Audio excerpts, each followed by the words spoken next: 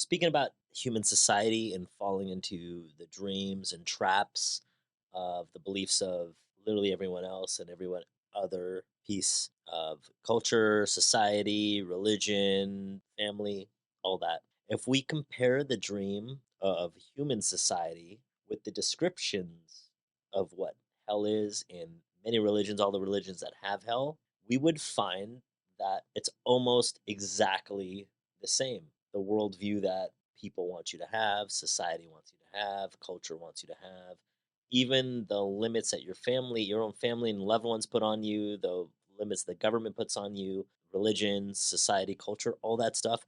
It's almost exactly minus the fire and brimstone descriptions of what you would feel like your experience in hell would be if hell were real. Religions say that hell is a place of punishment, a place of fear, pain, and suffering for the things that you do, where fire burns you. Fire is generated by your emotions that come from fear. You feel fire on the inside. Whenever we feel the emotions of anger or jealousy or envy or hate, we experience similar fire burning within us. Your emotions. Have you ever been so upset with yourself, with someone else? We are living out a dream, but it turns out to be a hell when we are not moving towards what it is that you want based on your own self. If you consider that hell is a state of mind, then hell is all around us. One of my mentors, Dr. John D. Martini, explains that hell is you being imbalanced, seeing imbalanced perceptions and perspectives in the world. Hell is expecting for things to be one sided, living in a fantasy world. And heaven is being in gratitude for yourself, for your own, in your own life, moving towards whatever it is that you want. So, considering that hell is a state of mind, as we're humans, it only matters to us when we're alive, where we're at, disregarding afterlife thoughts for a moment, is your life hell right now? Are you experiencing that right now? Or are you experiencing heaven? In the same moments, the same times, in the same life. What's up, Tyler? Are you able to compartmentalize things? Are you out there and you're frustrated on a daily basis? Are you actually living in a hell world? Or are you out there empowered and strong? There is no space in the middle. You're either judging yourself and living in a hell, or you're being grateful for every single thing that's happening and you're experiencing what would be considered a heaven on earth. Now, obviously, we're going to oscillate. We're not 100% going to always be upset with the world and angry in the world and have no inspiration going on and be devoid of love and all those great things. And the opposite is true too. You're not going to always be loving and caring and kind, but to yourself. It's not really relevant if you're doing it to other people if on the inside you're not doing it to yourself. If you aren't balanced from within, there's no way you can be balanced from without because then you'll be doing nice things for other people, but actually expecting things. And it won't be actually nice. It'll be the perception of it being nice. You'll literally be living fake, and that will burn you up on the inside too, like a literal hell would. And we're going to go back and forth and oscillate between that. Some folks we are fake with, whether because we want to impress them or we don't want to go to jail. Like if the cop pulls you, no, I wasn't speeding, like, and all of the above. And often you're present and who you would like to be too. So you go between both. It's how often you're on one side or the other. So look at your own life. Others may warn us that if we don't do what they say we should do, that we will go to hell. They're telling you you're bad. They might not be, say, religious zealots where they're telling you you're going to actually go to hell, but like at work, you're going to get fired, or a lover, I'm going to break up with you, or the government, I'm going to give you a fine, or you're going to go to jail, or even like in your culture where they're going to say that you're bad people. I was an embarrassment to my culture for a while. Like I would just hear the things that people would say about me, not from them, but from people that actually interacted with them because I wasn't interacting with them. And now I'm like a cultural hero for my people. So because only because I was willing to do what it was that I wanted to do, irrelevant of being made fun of. What's the bad news? Well, we're already in hell, including the people who tell us that. No human can condemn another to hell because we're already there if you're not living within the contents and concepts of what you would like. And other people put you deeper and deeper into hell because you so badly want their appreciation or their attention, but it will only happen if you allow it to happen to yourself. Yeah, I think this is the podcast episode where I get canceled. Every human has his or her own personal dream, just like the society has their dream, and is often ruled by fear: fear of rejection, fear of not being loved, feeling about being left, feeling of not being good enough. We learn to dream hell in our own life, in our own personal dream. The same fears manifest in different ways for every one of us. However, what we all experience: anger, jealousy, hate, envy, and other negative emotions. There's never been a human being that's ever lived that did not experience these at least one point in their life, or the opposite, like being enlightened and being free of judgment and being in equanimity and loving and grateful. Nobody's going to be all those things at all the time. And you have, if you think you're a negative person, like you've definitely felt grateful and loving and all those things. We've all experienced every single human emotion.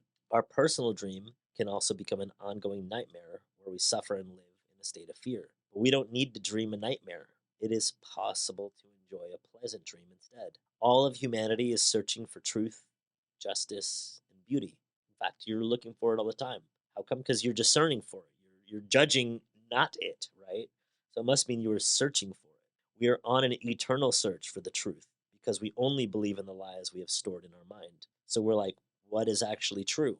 This is the crux of most humans in development. They're moving, moving, and moving because they already know that they believe a lie and they're looking for some sort of truth, some sort of different way to live. We're searching for justice because in the belief system we have, there is not justice within ourselves. We search for beauty because it doesn't matter how beautiful a person is, we don't believe that person has beauty. We keep searching and searching, and everything is already within us. We have access to everything. There isn't a truth to find. Wherever we turn our heads, all we see is the truth. But with the agreements and beliefs we have stored in our mind, we can't see this truth. The truth shows up. We see amazing things and then we just judge, judge, judge, judge the hell out of it. Or a better way to say it, we judge the hell into it and into us. We don't see the truth because we are blind. What blinds us are all those false beliefs we have in our mind. We have the need to be right and to make other people wrong, if that means we're not going to be wrong. So you need to be right, you need to be not wrong. So if somebody disagrees with you, they need to be wrong, they need to be not right. No matter what they're saying, even if what they're saying has a rationale behind it, even if what they're saying is the truth, even if what you're saying is a lie. And the other way goes too. You could be preaching the truth within your lifestyle, within how you're living. You might be about it and you attempting to be as balanced and equanimity and grateful and loving as possible. And people that are going to disagree with that are going to be like, you are freaking wrong. You're wrong. And you're wrong, no matter how right you might be. We trust what we believe. And because of that, our beliefs set us up for suffering. It's as if we live in the middle of a fog that doesn't let us see any further than what's right in front of us. We live in a fog that's not even real because the fog is brought upon us by ourselves. Your personal dream of life, what you believe, all the concepts you have about what you are, all the agreements you have made with others, with yourself, and even with your beliefs, your God, your creator, your whatever it is that you is your North Star, your beliefs about that. Your whole mind is a fog, which to the Toltecs they called the mitote, which was the disturbed ones. Your mind is a dream where 1,000 people talk at the same time and nobody understands each other because they're all speaking a different language. They're all coming from a different sense of hurt. They're all coming from a different sense of wanting a different truth, but they're all searching for the same things. This is the condition of the human mind, and you cannot see what you really are. It is your personality's notion of what you are. You are I am, they are, and I am not. Those all those things, everything you believe about yourself and the world, all the concepts and the programming of your mind, it's not actually you. It's this matote, it's the confused ones, the disturbed ones within yourself. We cannot see who we truly are. We cannot see that we are not free. So step into rejection right now. Do this exercise real quick. It'll take like 15, 20 seconds. Where are you feeling rejected in your life right this second? We all gonna have one right now. For me, I'll share. I'm not allowed to leave comments on Instagram anymore, and I'm blocked lifetime from TikTok from doing lives. Lifetime. So I'm feeling like, oh man, my beliefs, I can't even say what I want to say because AI is, or whoever, is going to report me and not even allow me to speak that kind of stuff. But step into any rejection. I can remember a rejection from when I was 7 years old and asked this girl to be my girlfriend on the playground. She like ran away and screamed and told everybody I was gross. Step into a rejection that you have, either current or past, if you don't have one that's going for you right now. What are you fearing in this moment about that? Go and just ask yourself, what are you fearing? Never going to be loved for me in the 7-year-old version. Oh, I'm never going to find the girl. 7 years old.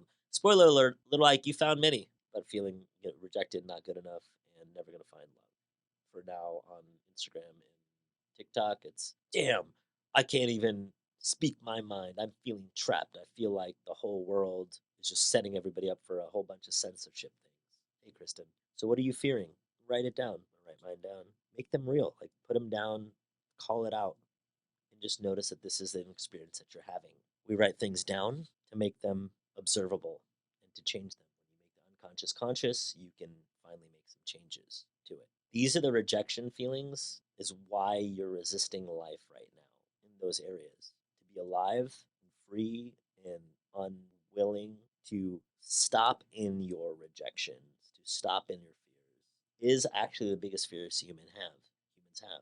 It's why you don't start your business. It's why you don't go ask that person out. It's why you don't leave a relationship that's not working for you. It's why you don't discipline yourself in the ways that you want regarding your goals. It's how you raise your children. It's how you have talk to your employees, your coworkers, or how you interact with society, or whether or not you run for public office or you choose not to run for public office and just talk shit about everybody else that's running for public office, especially the other side that you don't agree with. These are the things that step into your fears and stop you from living, being alive, and and having the life that you want. And instead, you're going to have a life that you don't want. Death is not the biggest fear we have. Our biggest fear is taking a risk to be alive, to move in the direction that we want to be moving into, and then being rejected or laughed at or mocked or kicked out of the group because of those things.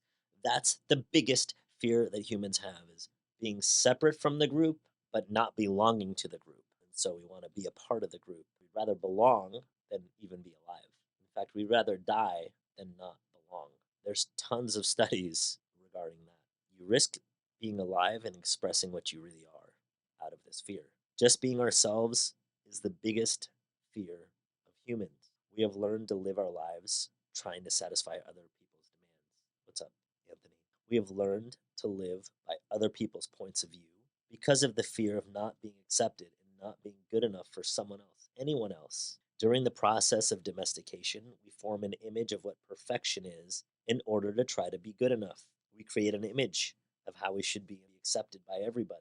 We especially try to please the ones who love us, like our parents, siblings, or whatever priests we might have, or clergy people in your religion of choice, teachers, even politicians, society, cultural leaders. Trying to be good enough for them, we create an image of perfection. But we can't fit this image of perfection because it's based on lies. And we're living in a fantasy world where things are always going to be perfect. It's never going to be perfect. Just basic physics states that there's opposite poles for everything.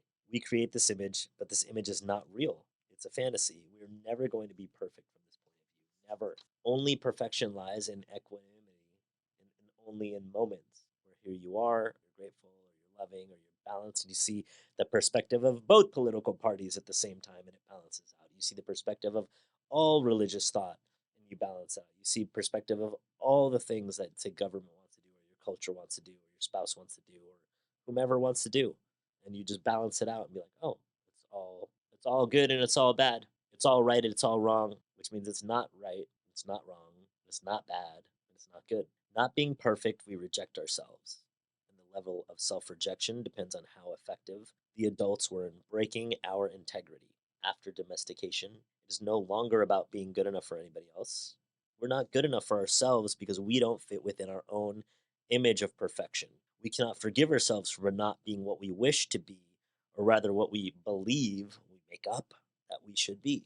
We cannot forgive ourselves for not being perfect. So, what are these things for you? Like, what's the perfect life, the perfect person?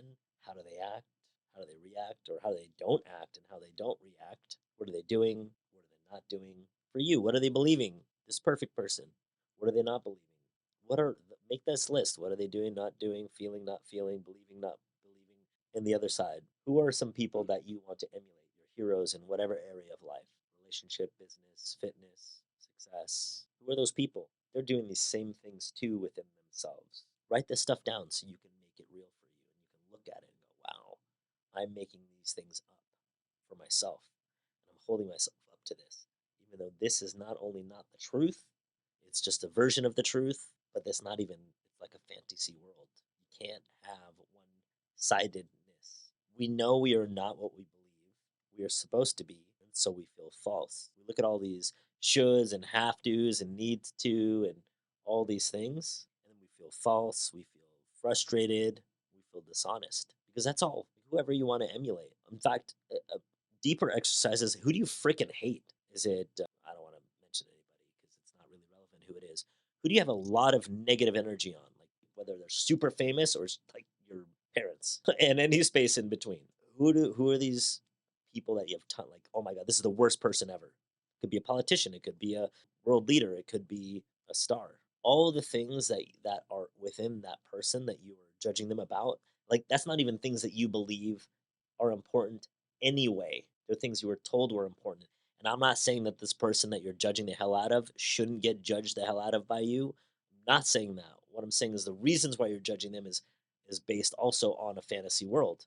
The same with if you wanted to emulate whoever your favorite politician is, or your favorite world leader is, or your favorite celebrity is, it'd be the same thing. It's all based on falseness. It's all based on a social mask. We try to hide ourselves and we pretend to be what we're not. Like we pretend to not be like the person we disagree with or despise, even. And we also, the opposite too. We pretend that we're not also who we want to emulate. And the result is that we feel unauthentic and wear social masks to keep others from noticing this. So I'll say this more concise for you. Anyone that you have energy on in a negative way, you're just being too proud to admit you have the same exact thing as them in you to the same exact extent. And anyone that you want to emulate that you're putting up on a pedestal, whoever that is. In fact, whoever I would have said for both groups, probably people hate them and want to emulate them. Like different people have, oh, I would have that person as somebody I hate. Oh, I have somebody that person as somebody I want to emulate. Right? You're too humble to admit that in the people that you want to emulate that you have those same things within you. How do we know? The principle of observation. You cannot observe anything without it being something that you are. So the things that you dislike about your least favorite politician and the things that you admire about your most loved politician, your most loved celebrity, and your least loved celebrity, you are all of those things. Otherwise, you wouldn't be able to see it. You wouldn't be able to experience it. You wouldn't be able to observe it. It's just a physics thing. So instead, you keep wearing this social mask, like, oh, I'm not supposed to like this person, or I'm supposed to hate this person, when in fact, you're just projecting your own self and you're attempting to not judge yourself and you're attempting to love yourself, but via somebody else. We are so afraid that somebody else will notice that we are not what we pretend to be. We judge others according to our own image of perfection as well. And naturally, they'll fall short of our expectations, much like you likely fall short of almost everyone else's expectations too. I've certainly been with people and they're like, "Oh, Ike, you're so amazing," and obviously because I am. And then I'm like thinking to myself, "Oh, that means they're about to find something else about me, and they're gonna be like, oh, well, I liked Ike until like I get that all the time on social media, but not just from people that don't know me, from people that actually know me. Where well, I'll be with them, having lunch with them, dinner with them, and I go to remind them, hey, be wary of putting people on a pedestal, even if it's me, and I know I'm amazing, but be wary because then I'm just gonna like shock you with something else, and then just as high as you put me, you're gonna put me down. I was having my discussion, food and philosophy in New Orleans. The three attendants there, one of them was like after the retreat, she was like, "Oh my God, this was the most life changing times of my, all these things. These are life changing times of my life. You're amazing. I love everything that you stand for. Thank you. You've helped me so much. I can't believe that I even know you. Like all this stuff. Whoa, whoa, whoa, whoa, whoa. Calm down. Not that none of that stuff was true. Obviously, all those things she said about me were true. But I'm thinking inside, whoa, she's got to calm down. A week or so later, I happened to be in Vegas and I went out to eat with her. And afterwards, she was like, "Yeah, don't ever talk to me again." Because of some things that I said, things that I am, nothing that I'm not going to change, nothing that I'm going to change. But this was the thing. She had me so far up here, but in reality, I'm like in the middle. Like I'm just a balanced dude. You're going to love some things about me, you're going to hate some things about me. But because we put people up here, that means it's going to be really easy for us to put them down here later. And that's what it is. So hopefully she'll come around and she'll attend other classes in the future. But for sure, even though she went from this is the most amazing class ever, and then we had a meal together, and she literally unsubscribed from the group, my email list. Like, I don't get a lot of unsubscribers because I don't have that many subscribers, just a couple hundred. But people don't unsubscribe from my list. But she did, so I stood out. And I'm like, oh wow, I thought I was the world's most all these things that she said. So this is what happens to us when we put people on a pedestal and we put people in the pit. We go to Dr. John DeMartini or drdemartini.com if you want more videos on just that specific thing. We dishonor ourselves just to please other people. Like I could have been like, "Oh, I can't say these kind of things because then she's not gonna like me anymore," and unsubscribe from my email list. And I'm like, "That's not who I am, and I'm not gonna be those people." In fact, that's probably why I can't do TikTok lives anymore, and it's probably why I can't comment on Instagram. And I'm working on getting both of those lifted, but being blocked from leaving comments because I am who I am and I communicate how I communicate. I'm not gonna back down. So even if they lift me, I'm gonna talk the same way, and if I get blocked again, I get blocked again. We even do harm to our physical bodies just to be accepted by others, whether that's drugs, alcohol, pills, just so we can then be rejected by other people. Even though we're doing all these things, they're not aware of the problem is that you don't accept yourself, that I don't accept myself. She didn't accept herself, and I can say all this stuff on my podcast because I guarantee she ain't gonna see this. But if it was you, I'd be talking, telling about the same story too. You have these same experiences in your own life. You wish to be a certain way, but you're not. And for this, then you just carry around shame and you carry around guilt. Humans will punish themselves endlessly for not being what they believe they should be. They can become very self abusive, whether it's negative self talk after negative self talk, looking at your list of goals, calling yourself out, but in a negative way. And you just keep abusing yourself. And we abuse other people too. Though, as you know, there's nothing that anybody can say to you or about you that you don't say about yourself, and even worse. You're the judge and you're the victim. And your belief system is what is making you do this. The human belief system is what makes us all do this. We're all in this weird thing where we all want to be together and like we all want to love each other and we all want to not belong, but then we're all like, screw you for being not what we're supposed to all be. This happens all the time. Is why there's rifts in politics. It's why there's rifts between countries. It's why there's rifts between cultures and religions and even rifts within your own home, within your own family growing up, within if you got your own family and your own kids, why there's rifts there. Is we all it's like so frickin' ironic and sad that this happens because nobody is willing, not enough people are willing to just go out and be themselves, regardless of if that's going to cost some people to not like you.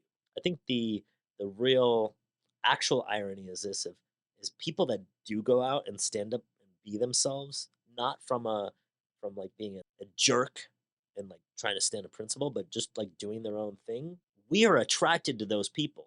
We're like, wow, I like this person. And we might not even know why. True, we find people who say that it's their spouse or their parents who abuse them. And they might actually have been abused. But even then, that's just physical abuse. What about the mental abuse that we're doing to ourselves? And maybe if they're mentally abusing you too, what about the stuff you say about yourself? For basically every year you've lived since you were 2, 1, advocating being okay with other people abusing you, whether it's physically or emotionally, though it's nowhere near what you do to yourself. The way we judge ourselves is the worst judge that's ever existed. Ever existed. There's no worse judge than you on you. Nobody can hurt you more than you've hurt yourself. No matter how badly they've hurt you. Like the worst person's ever hurt you, ever broken your heart, or actually I've been punched in the face, I had my arm broke, I've like all that. I've hurt myself way worse than anyone else has ever done that. I know that's true for me, so it's likely 100% true for everybody else here. You're listening to this, it's true for you. So when are you going to get the hell off you for yourself? When's that going to happen? If we make a mistake in front of people, we try to deny the mistake and cover it up. How often does somebody say something to you? Oh, did you know this? And you didn't, and you're just like, oh yeah, totally, I did. You probably did that today. For sure, you've done that once a week for probably the last 80, 90% of your life. Once a week, where somebody said, oh, actually, did you know that? Fill in the blank, and then you're like, oh yeah, totally, I knew, even though you didn't know. Instead of going, no, I didn't know that. Thanks for letting me know. We're not even if you said that, nobody would be like, "Oh, you're a freaking idiot for not knowing." How would you know that so and so broke up with so and so? Or how would you know that so and so is doing this? You wouldn't. You're not them. But we still lie and pretend that we already knew. You know what I'm talking about. I know you guys know what I'm talking about. I know you guys know what I'm talking about. It happens all the time. Why do we do it? We're so afraid to even be, in this instance, it wouldn't even be wrong to appear as if we don't know. But as soon as we're alone, then we start going, "Oh, I'm dumb," or "I'm whatever it is." You just start judging yourself, guilting yourself, and then we feel bad, unworthy. How often have you had a conversation with somebody, and later on you're like, "Oh, I should have said this, and I should have said this, and I should have said this. I'm dumb that I didn't do this." It happened to me the other day. I'm interacting with some people, and then I left, and then I've been thinking about it for like 2 days. Like, "Oh, I should have done this instead," and feeling bad about it. Nobody is immune to this. The answer then is to ask. So I ask myself, why am I doing this? I really wanted them to like me. How come? I don't want to be rejected. I don't even care if they want to buy my sandwiches. I just want to feel loved. In that moment, that I was feeling like I was an idiot for what I did. Not that wasn't that bad, but I felt like I could have been way more intelligent than I was. In your whole life, nobody has ever abused you more than you have abused yourself. And the limit of your self abuse is actually the limit that you'll tolerate from someone else. I'm going to say that part again. The limit of your self abuse is exactly the limit that you will tolerate from someone else. If someone abuses you a little more than you abuse yourself, you'll probably walk away from that person. But if somebody abuses you just a little bit smidge less, other than you'll abuse yourself, you'll probably stay in the relationship and tolerate it endlessly. Endless. If you abuse yourself very badly, you can even tolerate someone who beats you up, who humiliates you, and treats you like dirt. Why? Because in your belief system, you say, I deserve it. This person is doing me a favor by being with me. I'm not worthy of love and respect. I'm not good enough. We have the need to be accepted and to be loved by others, but we cannot accept and love ourselves. The more self love we have, the less we will experience self abuse. Self abuse comes from self rejection, and self rejection comes from having an image of what it means to be perfect and never measuring up to the ideal. Our image of perfection is the reason we reject ourselves. It's why we don't accept ourselves the way we are, and why we don't accept ourselves and others the way that they are too. So, would you like a new way to dream? There are thousands of agreements you have made with yourself, with other people, with your dream life, with your religion, with society, with your government, with your parents, with your significant others, with your children, your siblings. But the most important agreements are the ones you made within yourself. In these agreements, you tell yourself who you are, what you feel, what you believe, and how to behave. The result is what you call your personality. In these agreements, you say, this is what I am, this is what I believe. I can do certain things and some things I cannot do. This is reality. That is a fantasy. This is possible. That is impossible. One single agreement is not such a problem, but we have many agreements that make us suffer, that make us fail in life.